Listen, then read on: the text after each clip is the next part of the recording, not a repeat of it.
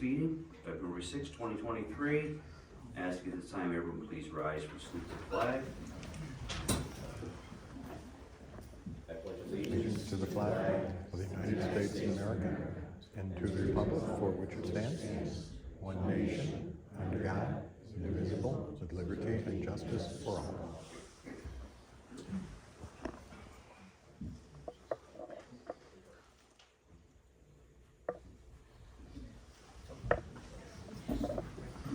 Thank you, everyone. My first meeting in the new year. I was off for a little vacation, much needed, a little while back, and missed a meeting, so I apologize for that. But welcome to our new year, 2023. And out of the box, I'd like to ask for a motion to accept the town clerk minutes from 1/9/23. So moved. Second. Discussion? All in favor? Aye. Opposed? It's carried, thank you. Any comments or from town board members or from department heads at this time? Just very quickly, Mark, I just want to apologize for my absence in the January meeting. We had a funeral we were attending, my wife and I, for a close friend in the neighborhood, and unfortunately couldn't make it back here for the meeting. But you know, carried on ably without me. We managed somehow, Tim. Wanted to explain my absence, so thank you. Thank you, Tim. Anyone else, any board members or department heads? Okay. Comments or questions at this time from town residents? If anybody would like to say anything, any questions or concerns? Good evening. Good evening. Ask if you please go over to our podium. Absolutely. Thank you so much. And just your name and where you live. Hi, yes, I'm Sandy Zelka. I live at 29 Plum Poppy South, Malta, in the Janus Forest HOA. Thank you. I'm the president of that HOA, which has 36 homes between Plum Poppy North, South, and Plum Poppy Court and Sherry Court. Our HOA owns approximately 67 acres of unimproved property, contiguous to the Luther Forest Tech Park and NYSERDA properties. Pat Green, one of our board members, also here tonight, sent a letter to Mr. Hammond 2 months ago regarding regarding currently facing our HOA in connection with a personal injury action commenced against our HOA by Mr. Daniel Fleming, who maintains he suffered serious injuries in a mountain biking accident, which he claims occurred on the HOA property in 2019. The plaintiff alleges that his injuries were caused by the negligence of our HOA in maintaining or failing to maintain trails on the HOA property. The plaintiff's attorney has advised us that his client is partially paralyzed due to the accident, so the claim could be easily in excess of the amount of our insurance coverage of $1 million. The trails which exist on the HOA property were neither created nor are maintained by the HOA. Persons currently unknown to the HOA have been trespassing for many years on the HOA property and have created and are continuing maintaining, including the construction of a small number of bridges, these trails without HOA permission. Further, there has been a substantial increase in the number of people both biking and hiking on HOA, NYSERDA, and Luther Forest trails, all of which appear to connect at various locations. According to the complaint, the injury is alleged to have been caused by the HOA's negligence in failing to maintain one or many of the bridges that currently exist on trails. Our board denies any responsibility for the plaintiff's injuries and believes it has numerous meritorious defenses to the claims as well as counterclaims. This incident prompted us to perform an investigation to determine what person or persons have been constructing these bridges in the first place, as we believe it was neither NYSERDA nor Luther Forest Tech Park personnel. It appears that the bridges may have been constructed by persons connected with an unincorporated association of mountain bikers, who call themselves the Luther Forest Mountain Bike Association. Please note that our board has, over the past several months, and residents over the last several years, attempted to deal with the trespassers on HOA property by posting no trespassing signs and attempting to block access.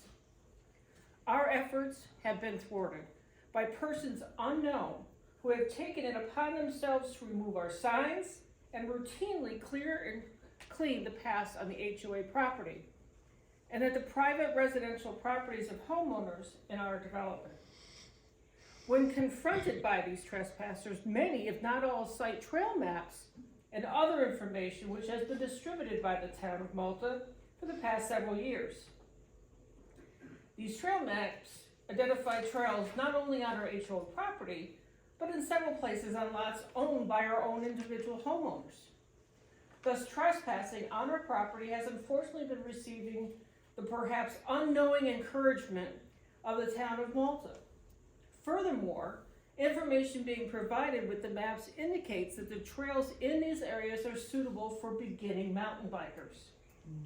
This, unfortunately, appears to be far from the truth. As we have yet to hear any response from the town, we concluded it would be helpful if several of our residents attended this meeting to personally express our concerns. Accordingly, we are seeking the town's cooperation in attempting to remedy the immediate problem. We ask at minimum, if the town has not already done so, to cease distributing the maps at issue. And second, we ask the town provide notice in the town newsletter and through social media, if possible, that the HOA property is private and not owned by the town. Thank you. Thank you. I'd just like to speak very briefly to that, obviously because of the nature of what we're discussing tonight and the likelihood of lawsuits. As I spoke with Mr. Green in my office, I conveyed to him that day that because of the nature of what we're talking about and the likelihood of lawsuits probably flying around, to be honest with you, I think that the sensible thing, which is what I had done, was to refer to our attorney, the town attorney, Steve Gottman, which I did. And basically, at that point, it was out of my hands, so to speak, and relying upon Steve to let me know, or the board, what, if any, actions we should take at that time. So it was addressed at that level. I know Steve, I've talked to him about it several times. Steve, at this time, I'd actually like to turn it over to Steve because I really don't want to say an awful lot about this, again, with the sensitivity of the subject. Yeah, thanks, Mark. I did have a conversation with Mr. Green, clarifying what his role in representing the HOA was. He indicated that he was the attorney for the HOA. We had some a conversation regarding that.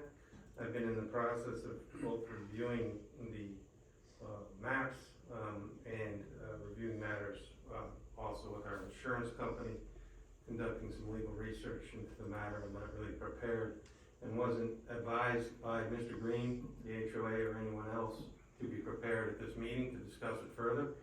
I think conversations, if necessary, will be with the board and attorney-client at this point. However, I would just like to state that these lands are not owned by the town. The town did not construct, authorize, improve, or do anything with respect to the trails. So that's the status legally of it. I'm not aware of any cognizable claim that the town has some duty to maintain other people's property or do anything. But I'm continuing to look into that matter, and I certainly can follow up with the attorney for the HOA. Thank you, Steve. May I? Just Yes, a few please. words. I'm not here tonight. Yep. I'm Pat Green, Mark, as you know, Yep. Steve, and our association can come here freely on their own. I mentioned to Steve in our conversation that I was representing the HOA for that sole purpose. I come here tonight as a member of the HOA only. Any further communications down the road will be if we choose to engage counsel in that capacity. So I wanted to clear that up, Steve, for the record. I'm not representing the HOA anymore as an attorney. But we are here for that sole purpose, again, of saying, we're aware that the town has no ownership in the property, has no obligation to maintain the property. What we're asking the town to consider is just those few pieces of, those requests that Sandy just made tonight, which is look at the maps and help us avoid future serious injuries. These are just notices. I don't think a lot of research has to be done with that. If you look at the maps and you can see that the trail maps are incorrectly show trails on residents' property and HOA property, that's a simple fix. Other matters regarding any obligations to indemnify should we suffer damages, that's down the road. So for the moment, the sooner we address that issue, the better, which is we're trying to avoid other serious injuries and more of the same, because it's been going on for a long time. And that's it. And we understand the town has there's no intention to harm anybody here. We're saying we're in this together. We're residents of the same town. We're not here to threaten the town in any way. We're saying help us as board members and as the town government address this problem and hopefully avoid more serious injuries. And that's it. Thank you very much, Joe.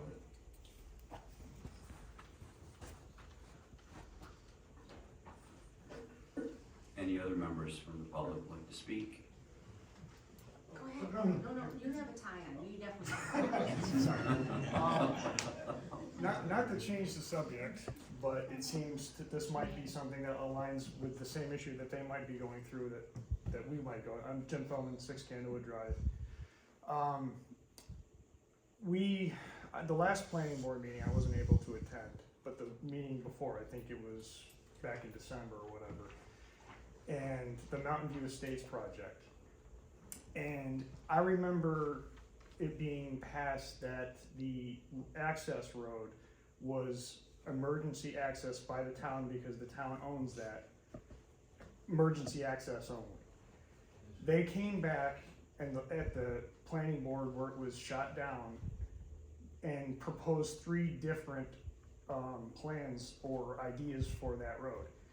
It's almost like they're completely ignoring what the town passed and basically trying to, if you can't dazzle them with brilliance, baffle them with you know what, just keep pushing it out there, and eventually the people don't know that the town said that's emergency access only. So the people on the planning board, they're just hearing this like, we get to decide what we want, how the road's gonna be. No, that's not the case. And by the time it goes through and the road gets built, it's too late. They're just gonna say, well, it's there now, so now there could be a fine or whatever levied that they're just gonna pay it. They know that this development cannot go in without, well, not cannot, but it's not as desirable for them if this road isn't full access. And again, I understand the town and everybody in the planning board, everybody has this idea of connecting neighborhoods. If Avondale was a completely publicly funded property, it's not. It's a private HOA. We maintain our sidewalks, we maintain our trails, and all the town and all the HOA members are responsible for those things. You're not it's basically like saying, oh, I'm gonna connect these 2 guys' driveway and that's just all there is to it. It's not the case.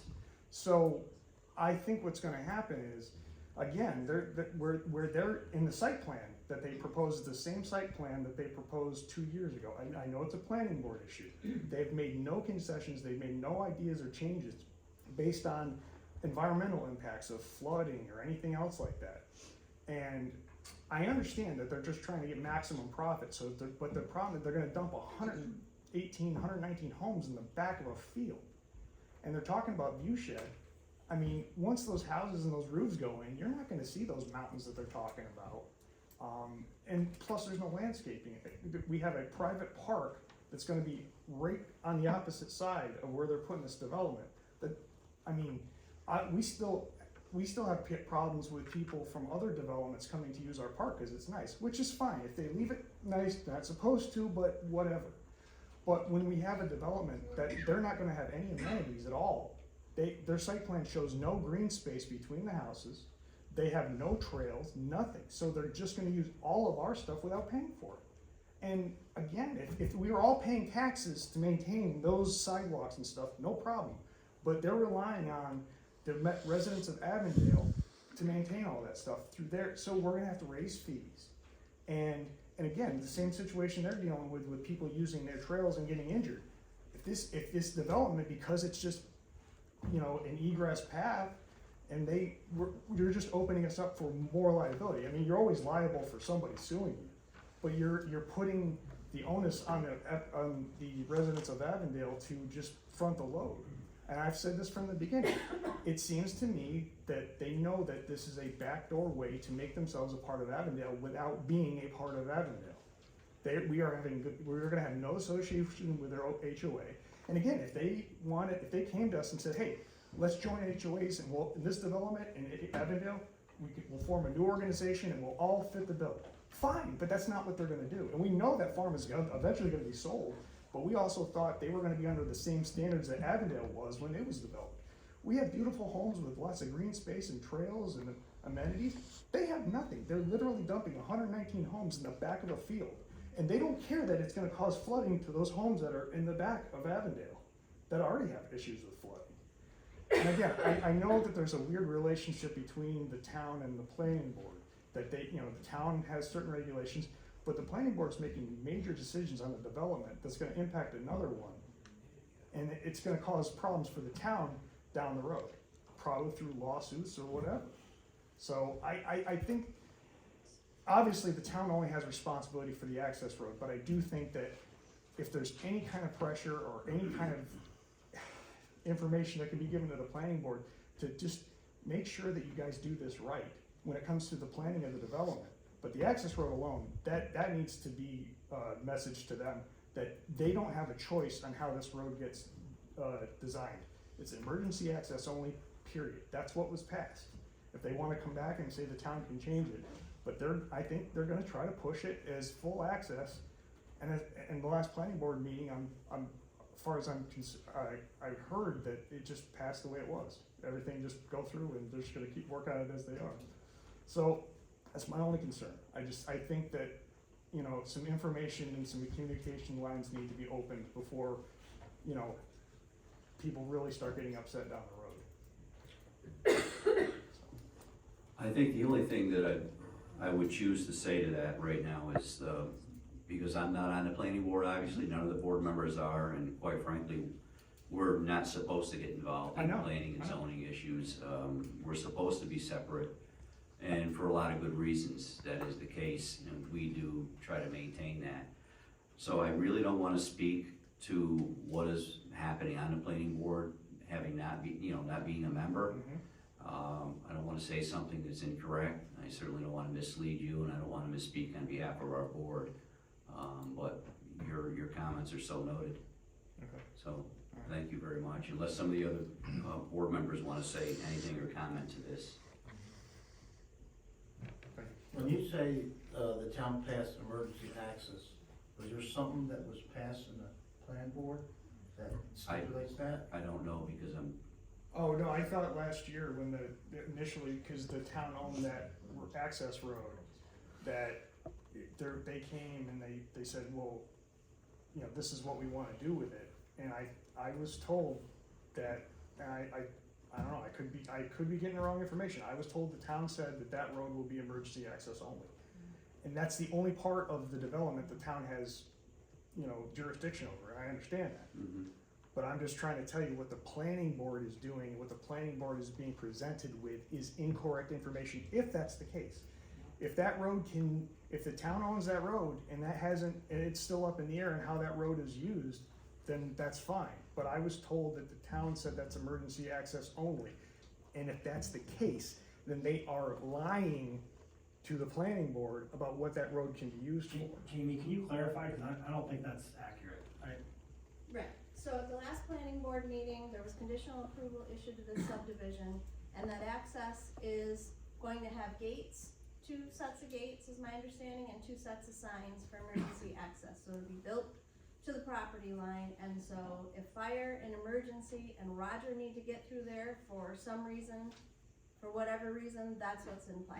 Yes, they did provide 3 scenarios for the planning board, just to kind of be aware of what the options are, but the planning board decided on the one with the gates and the signs. Well, that's good, because they didn't have any options, that's what was supposed to be. That's what I'm trying to say. Yeah, I don't remember that decision being made by the town board. It wasn't, it was a Staying, discussion so. that was had at a comp plan meeting, workshop that we had. We had discussion about connecting neighborhoods, and that roadway in particular, Surrey Road Extension, I believe. Sir, it sounds like what you want is what happened. Yeah, So why are we, I wasn't aware I of that. thought the conversation. I wasn't aware that that Okay. was, I was told they're still You are going. now, right? I was told Okay. that they were gonna keep going back, and they hadn't decided if it was just going to be the. They just acted at their yeah. January meeting, right? Right. Yeah. So you can get minutes Okay. of that meeting, you That's- know, that are the. I official- looked at it and it didn't say anything about it just being emergency access. Again, okay, if that's the case, then fine. Well, I have every reason to believe that Yeah. Jamie's representing us accurately to us, and I suspect it's in the records, so Okay. I would encourage you to get a copy. I had multiple people that are part of either Sir, the planning multiple board people or. doesn't mean anything in government, it's the.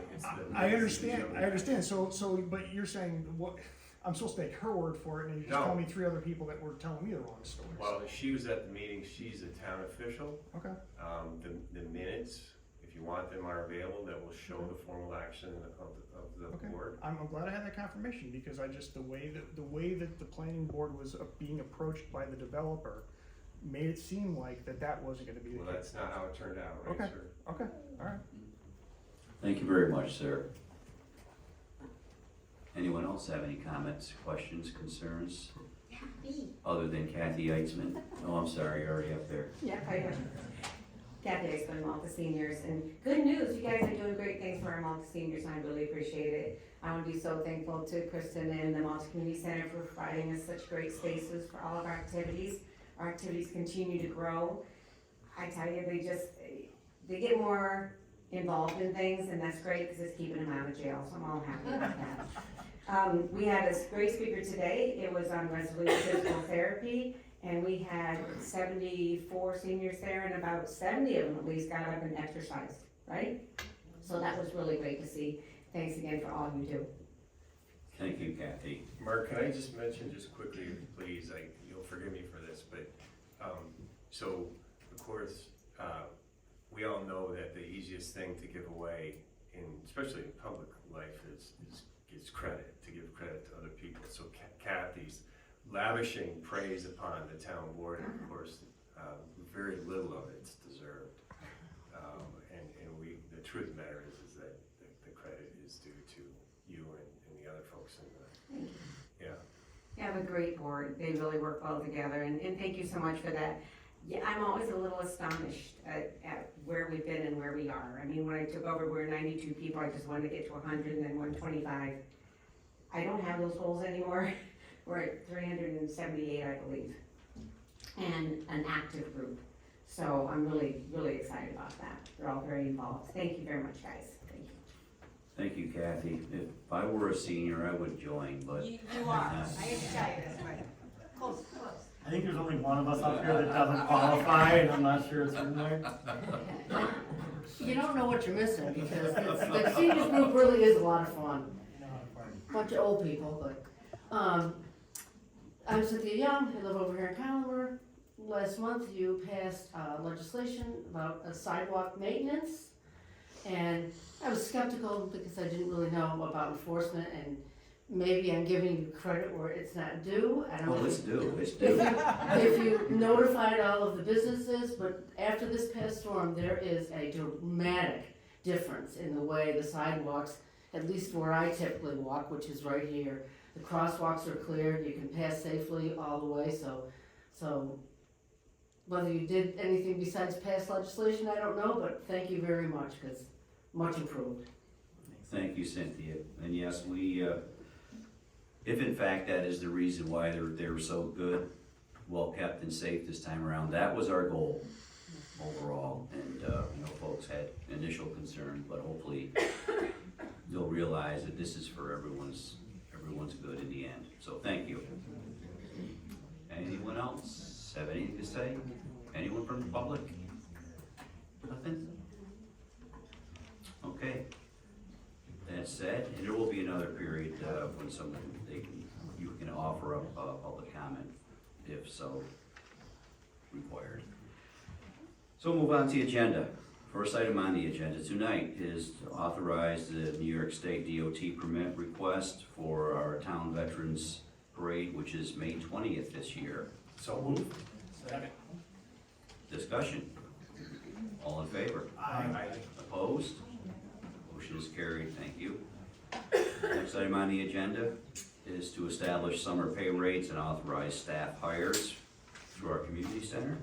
So moved. Second. Discussion? All in favor? Aye. Opposed? Motion is carried. Thank you. Next item on the agenda is to authorize community center printing price increase. And just real quickly, that increase went from $69.48 to $74.85. So we did have an increase, much like pretty much everything has across the board, it seems. So that's what this entails, is just to approve that increase. So moved. Second. Discussion? All in favor? Aye. Opposed? Motion is carried. Thank you. Next item on the agenda is to authorize historical information marker for school district number 3. Mark, I'd like to move this with a slight amendment. There's a typo in the resolution. You caught that too, huh? Yes, sir. So, site of, the second whereas, should read the site of Malta's first one-room One-room, schoolhouse. So I would move the resolution with that amendment. And Mark, I have additional information from Paul if I can present. Okay. To bring that. Any changes to the resolution? No. Okay. I don't know. So we have a motion. Do I have a second? Second. Discussion on the motion? All in favor? Aye. Opposed? That motion is carried. Thank you for bringing that up, Tim. So, yes. Yes, just a little history. Paul wasn't here isn't able to be here this evening, but Joyce is here with the HPRC committee. And this is what he had written. As of the November 14th, 2022, I do this at my senior meeting. Okay. As of November 14th, 2022, meeting of the Historic Preservation Review Commission, the members approved a proposal from the town historian recommending that the town board declare 2460 Route 9 formerly the site of school district number 3, a Malta historic landmark. Malta Common School District 3, the lot at 2460 Route 9, served as the site of 3 early Malta one-room schoolhouses. We were fortunate that Mr. Harry Barber, longtime town clerk and clerk of Common School District 3, preserved and passed on the minute book of the district from June 1813 to October 9, 1866. From it, we learned that at the June 1813 meeting, it was resolved to quote to build a schoolhouse on the west side of the road leading from Dunning Street to the Round Lake, as near the corner as may be convenient. At the second meeting of the district held on July 2nd, 1813, it was further resolved to construct a school building and, I quote, the said house be built with bricks, and also that the old schoolhouse be sold, and the money applied to the bricks and wood house a necessity. Read privy here. From these minutes, we can deduce some important information. First, there was an existing school building, the old schoolhouse, prior to the organization of School District Number 3 in 1813. It was not until 1812 that the state of New York mandated the establishment of common school districts and outlined the kind of records that needed to be kept. Thus, while schoolhouses existed in Malta prior to 1812, we know very little about them. We also learned that the schoolhouse built in 1813 was constructed of brick. However, pictures of schoolhouse number 3 taken in the 1890s and in the 1940s definitely show a wooden building. Since the minute book ends in 1866, we can safely assume the third building constructed of wood replaced that 1813 building sometime after 1866. School District Number 3 continued to function until the mid-1940s, but as transportation became apparent, parents found it convenient to send their students to Ballston Spa School District and pay tuition. In 1953, the residents voted to centralize, and the building was sold in 1957. Since that time, it has served both as a residence and at the site of many small businesses. Substantial alterations and additions were made to the building over the years since 1957, so that what remained of the school building was no longer visible from the outside. In spring 2022, the building was raised and a new structure built on the site. In addition to educating countless number of Malta citizens, the building housed a community library and was used to host religious services and a singing school. Thus, we see that this site played an important role in the social and cultural life of the community for well over 100 years. Suggested wording for the marker, quote, site of Malta first one-room schoolhouse prior to 1813. I just want to add to that, Claire Skinner lived in that house when I was a deputy town clerk, and he had a chalkboard where he wrote his scripture, and I think that might still be in the basement. He wrote it like 25 times on each side of the chalkboard. Really? He was a very interesting gentleman, so thank you so much for your resignation. Thank you, Kathy. My understanding is one of those earlier religious services were actually part of the First Baptist Church in Malta. Wow. It was led by my uncle, the Reverend Ernest Childs, Oh my who goodness. is still preaching and writing at 93 years old in Atlanta, Georgia. Make sure we have that in our history. I'll have to get it from him. I'll send it to him now. Yes, please do, thank you. Paul asked him to do a recording with him, but I'm not sure nice. Ernie's hearing's up to it, so. Okay. Well, if it's a road trip to someplace warm, thank you. Thank you, Kathy. And just with our discussion on this, just the DOT approval we're gonna need from the state. Kathy, do you know if we've already achieved that, obtained that permission? DOT is like Rogers neck of the woods. Right?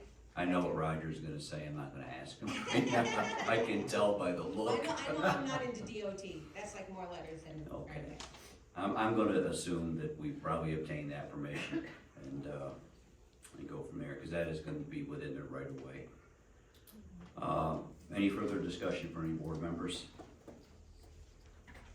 Okay, so, all in favor? Aye. Opposed? Did we already vote on that? No, that was the discussion. That was a discussion, that's what I thought. We voted once and then Kathy spoke after we voted. So, We'll call the first vote the vote on the amendment and the second vote. we just voted twice. Just reaffirmed it. That's how much we want this to happen, Kathy, we voted twice on it. Right? Thank you, gentlemen. Thank you. Wow, maybe I am a senior, I forgot. I voted on that. Yep. Thank you. Alrighty then, next item on the agenda is to set a public hearing to, local law establish residency requirements for our second, not our deputy, but our second deputy town clerk. So moved. Second. Discussion on that. All in favor? Aye. Opposed? Motion is carried. Thank you. Next item on the agenda is to designate a person to hear the FOIL appeal. We got a late entry for this. For those of you, the board members, it's probably just not on there. We had left it blank. That is Judge Courtney Hall. He's a retired Saratoga County Family Court judge. We'll hear I that. would move the resolution with Judge Hall's name in the blank and first resolved, and respectfully request a second. Second. Discussion. Yeah, I'm gonna recuse myself on this. I'm indirectly involved, so. Thank you, I'll be Barry. recusing as well. Thank you, Tim. So, myself, Al, and John Unless there's further discussion, all in favor? Aye. Aye. Aye as well. Motion is carried. Thank you. Next item on the agenda, budget transfers. Julia, do you have anything that you just want to throw out there, or does it all look good? I mean, it all looks good, but, as you can see by some of the notations on the budget transfers, one of them was due to, a new regulation by New York State to put out a second, notice for seniors for their star exemption, so we did have an increase on budgeted amount for postage. And the second one is just related to some insurance recoveries that we had, you know, in the town related to some accidents. I would move the resolution as proposed. Second? Discussion. All in favor? Aye. Opposed? Motion is carried. Thank you, and thank you, Julia. Any other business to come before this board tonight? Any additional comments, concerns, questions from town residents? There being none, I'm sorry. Oh, yes, thank you. Yeah, we had it brought up at several meetings, about our streaming capabilities, whether or not we will stream our meetings. And we have been acting upon that. My first, number one goal was to have folks that will be handling this equipment in any way to be familiar with it. It's relatively new, as has been discussed before. And we've had some problems, we've had some issues with it, and a lot of it really was born out of unfamiliarity with the equipment, but there was also some other glitches as well. So my goal was, okay, if we're gonna be handling this and we're gonna be actually needing to utilize this during meetings, I'd like the people that are gonna be involved in it to know pretty much as best we can the ins and outs of the equipment. So that being said, I reached out to our comptroller and asked if she would reach out to the folks that did our install to have a kind of a tutorial, a summary, a training, whatever you want to call it, of our equipment that we have now, so that as things pop up and present themselves, we can deal with them appropriately and try not to be embarrassed, so that we can move forward. And I think that really it's a critical step in getting to that streaming that has been brought up and is talked about, and I fully understand that. And I am trying to get to that point, but this was a first step.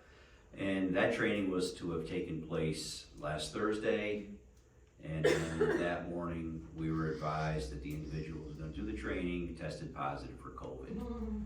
So now we have to go through what took us several weeks to do before, and that is to reschedule. So I'm not quite sure if this system's haunted in any way, if it's got some little gnomes that live in it, I don't know, but it's certainly being less than smooth in launching this thing. But yes, I did want to discuss that tonight and let folks know that that's what the plan is. Thank you again, Tim, for reminding me of that. And if anyone has any questions or concerns, still, despite this information, please direct them towards me, and I'll be happy to answer your questions. But truthfully, we are doing our best to make this happen, in my opinion, the right way, as I would call it, and not haphazardly. So hopefully that will be up and running and operating again soon. Mark, thank you for staying on top of it. I know it's been a lot of work to get it straightened out, and then I think maybe Gary will be able to help us with post-production, he said. Absolutely. I was gonna say, we might have our O&M person right there. So, again, right, Gary? It's O&M times 2. So, yes, thank you. Anyone else have anything? Any board members, anyone? Okay, motion to adjourn. So moved. Second? Discussion? All in favor? Aye. Thank you, folks.